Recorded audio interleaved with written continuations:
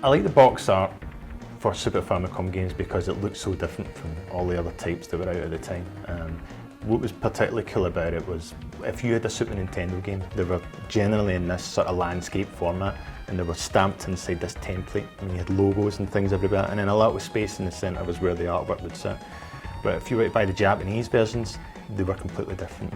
9 times out of 10 they had different artwork as well, and it would be full bleed. So the box would have this amazing full bleed illustration, and hardly any sort of stamping of logos and things like that on it.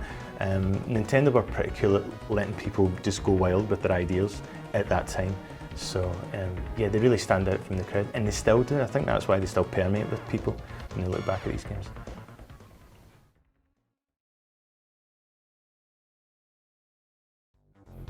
I've been collecting the games since I was a teenager when it came out. So yeah, I just started buying them when I was a kid, and it's been on and off as I've been growing up. There was a while where I stopped and I was buying other consoles, you know, and I was doing other things, and then I think I was playing in bands at the time and spending a lot of money on guitars and pedals and spending money on recording in rehearsal studios. And then when I came out of the band, I had more money to play with, and I thought, well, I need to go into another sort of hobby. So that went into Super Famicom games for some reason, and it's just stayed with me since.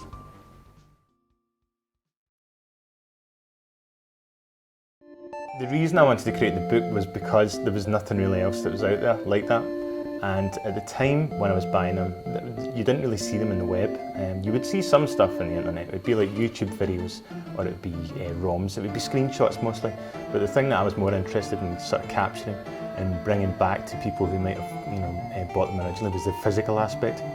Because I think digital games are all, well, digital platform is where everything is going. Games won't exist on boxes and things like that. There would just be this, you know, a number of eyes and O's floating about. But I really like the physical aspect, like if you're buying vinyl or something like that, when you pick something up you get that instant memory. So I was trying to bring that back with the book. So that was the main influence, really, to archive them, because they're also printed in paper, so they won't last forever. So I was really keen to sort of capture that period for nostalgia for people like me. And hopefully the book goes some way to do that, and so people flick through and go, oh cool, I remember that, sort of thing. The reason that the book is in a square format is because I really wanted to keep it as minimal as possible. So there's a small column of text which has the game in its original Japanese language, then romanized. We changed the romanization into modern Hepburn, so that means if you're learning Japanese just now, it's spelled in the way you would learn it. Then there's a short bio, and there's also a description of the artwork, and we try to reveal a little bit behind the art and the people involved in them, because some of the games had people under pseudonyms or they weren't credited, so we went to some lengths to kind of unveil the people who were behind the games as well. But really the emphasis is on the artwork itself, and there's a colour backdrop to kind of lift it, give it some contrast and make it look quite cool.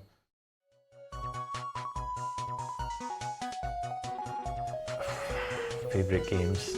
I mean, there's so many. There really is. I would say games like Sonic Blastman is one of my favourite games.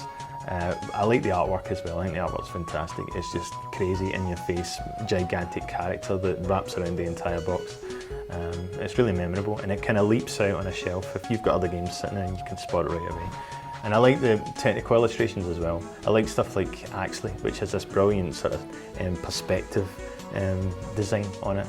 And likewise, Assault Suits Vulcan, which is this sort of gigantic mech, and all these little sort of soldiers running about and things like that. They're just great. They just captured my imagination when I was a kid, and they were just 1,000 times cooler than the likes of British comics and stuff like that. It was such a cool time.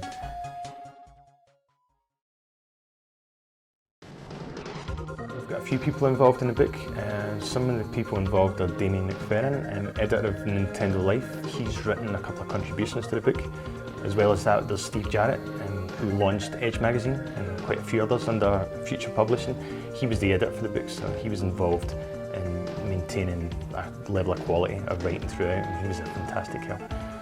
As well as that, there's people from Japan, including James Ragg from Pyramid Software, who's written a little bit as well. and the owner of Edit Mode and King of Games in Japan, has written a great piece.